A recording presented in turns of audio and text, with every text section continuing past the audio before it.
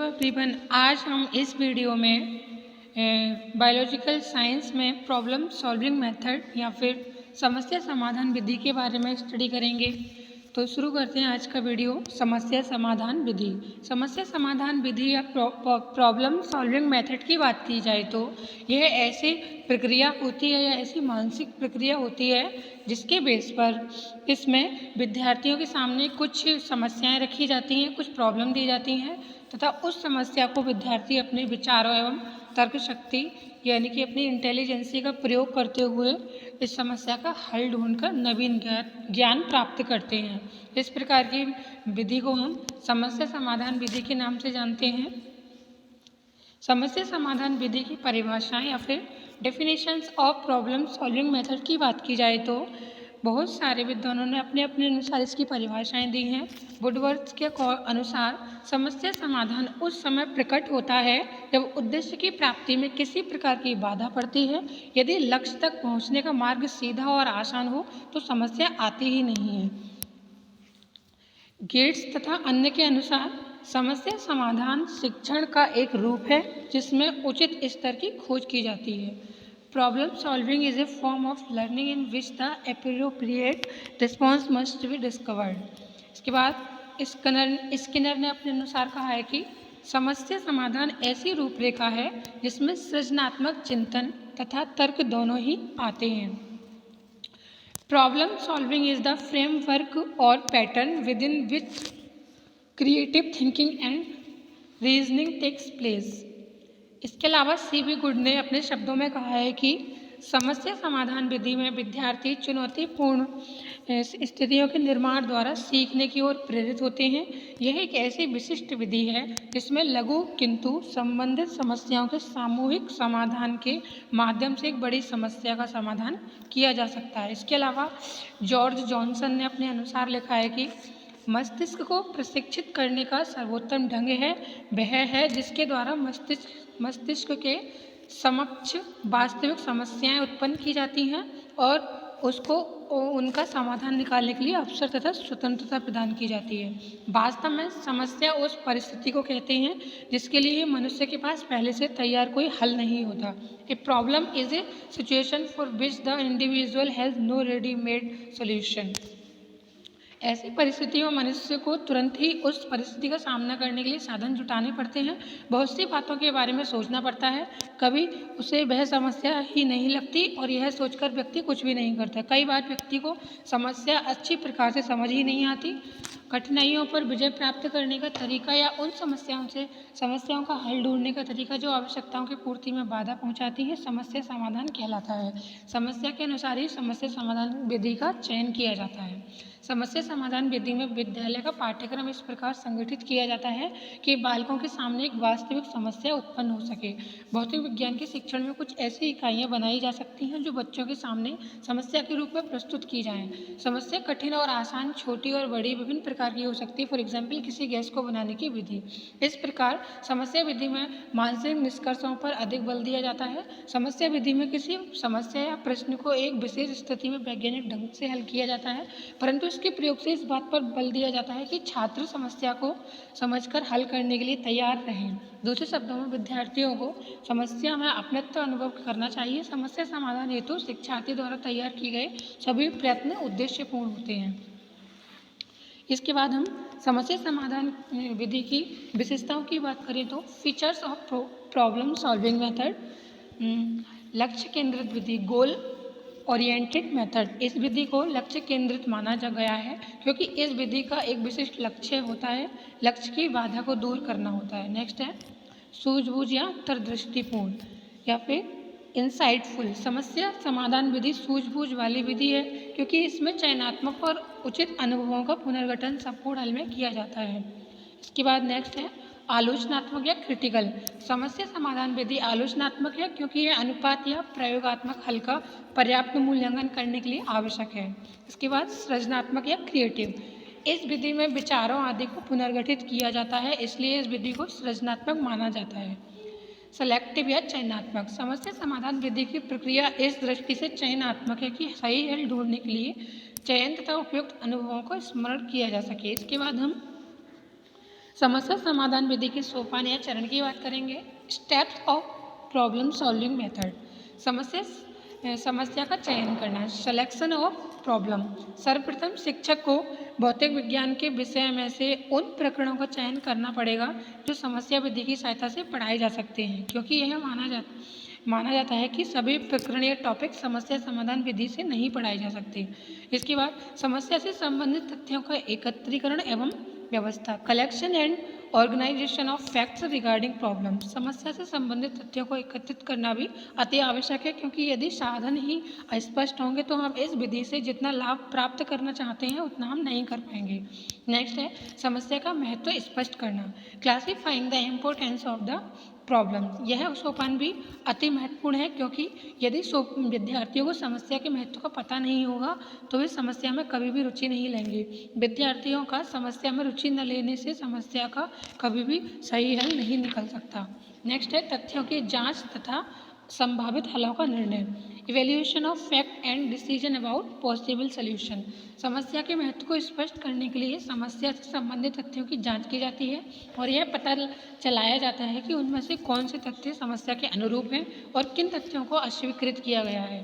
तथ्यों की जांच बहुत आवश्यक है, क्योंकि उसके उपरांत ही समस्या का हल निकालने का प्रयत्न किया जाता है। हो सकता है कि किसी समस्या का हल कई प्रकार से निकलता हो, तब शिक्षक और विद्यार्थी दोनों मिलकर सबसे सही हल ढूंढने का प्रयत्न करेंगे।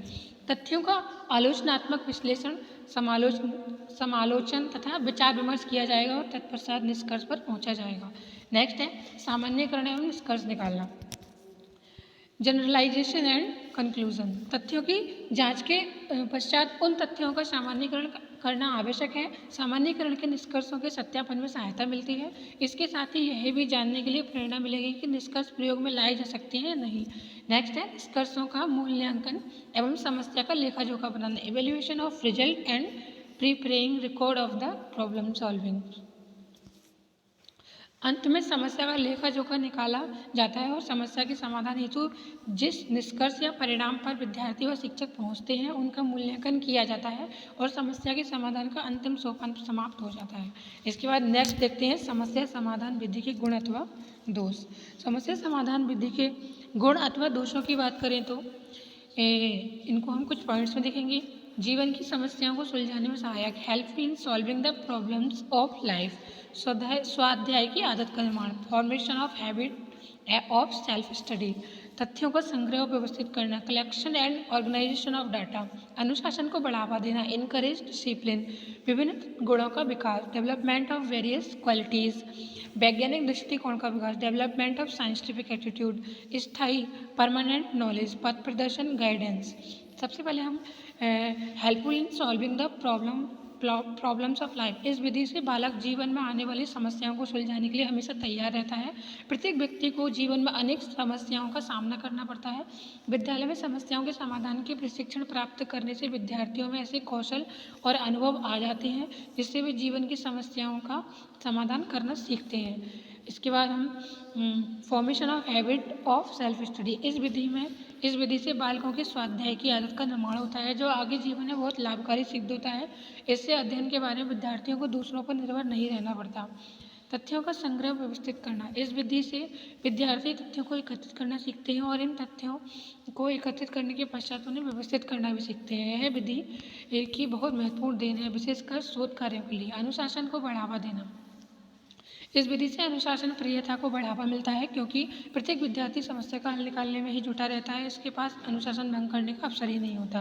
विभिन्न गुणों का विकास। समस्या विधि बालकों में सहनशीलता, patience, sense of responsibility, practicability, broad mindedness, seriousness आदि गुणों को जन्म देती है।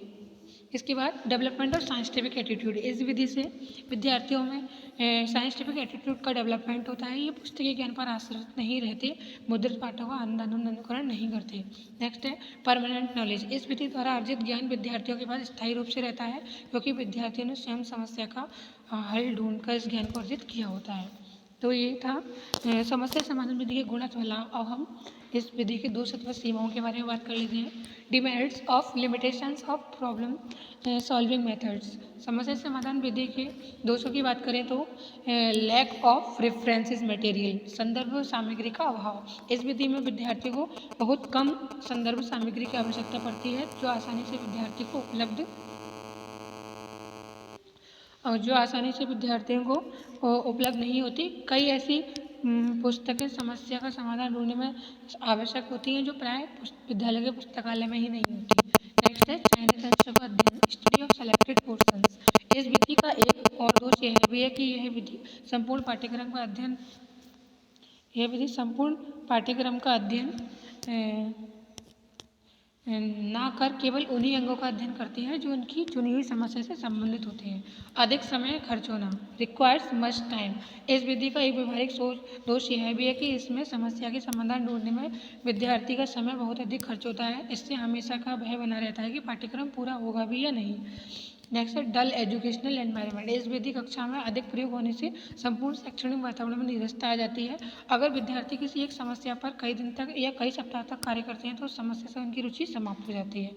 Selection of problem in difficult task. भौतिक विज्ञान शिक्षण में समस्या समाधान विधि का उपयोग इसलिए भी दोषपूर्ण या सीमित होता है क्योंकि समस्या का चुनाव करना बहुत ही कठिन कार्य होता है। प्रत्येक विद्यार्थी या शिक्षक समस्या का चुनाव नहीं कर सकते। अनुभवी शिक्षकों की आवश्यकता, experience teachers are required.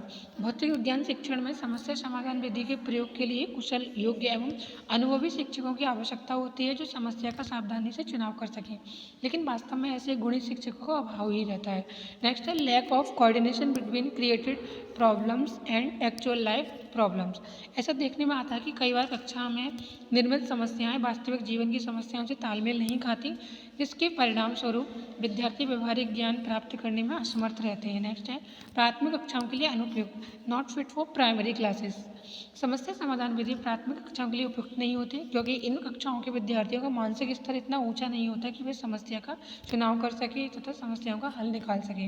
Next है संतोषजनक परिणामों का अभाव, लैक ऑफ सेटिस्फैक्टरी रिजल्ट्स। समस्या समाधान विधि से प्रायः संतोषजनक परिणाम भी प्राप्त नहीं होते। कई बार विद्यार्थियों के मन में ऐसी बात आती है कि वह व्यर्थ ही समय नष्ट कर रहा है या जो परिणाम निकाला गया है उसका समस्या के साथ कोई तालमेल ही नहीं है। नेक्स्ट है समस्या के चयन के लिए कसौटी। समस्या के चयन के लिए कसौटी की बात करें तो समस्या समाधान विधि में समस्या का चयन करना एक जटिल कार्य है। समस्या चयन के लिए निम्नलिखित कसौटी या सावधानियों का अनुकरण करना चाहिए। समस्या बौद्धिक रूप से चुनौतीपूर्ण हो, समस्या चयन विधि के पूर्व अनुभवों के आधार पर हो, समस्या भौतिक विज्ञान या जीव विज्ञान से संबंधित होनी चाहिए, समस्या व्यवहारिक होनी चाहिए अर्थात समस्या जीव विज्ञान के क्षेत्र से हो और व्यवहारिक हो, समस्या इस प्रकार की हो जिससे विद्यार्थियों की रुचियों का प्रसार हो और उसमें नई नई रुचियां विकसित हों। अतः हम कह सकते हैं कि समस्या समाधान विधि का प्रयोग बड़ी कक्षाओं में ही ठीक प्रकार से हो सकता है। यदि हम समस्या को ठीक ढंग से प्रस्तुत करने का प्रयत्न करें तो इससे मानसिक कुशलता, अभिवृत्ति एवं आदर्शों के विकास में सहायता मिल सकती है। तो आज हमने समस्या समाधान विधि के बारे में जाना। आई होप कि आप लोगों को ये वीडियो पसंद आया होगा। वीडियो अच्छा लगा हो तो वीडियो को लाइक एंड शेयर, चैनल को सब्सक्राइब करना बिल्कुल नहीं भूलिएगा। मिलते हैं नेक्स्ट वीडियो में नेक्स्ट टॉपिक के साथ। तब तक के लिए नमस्कार।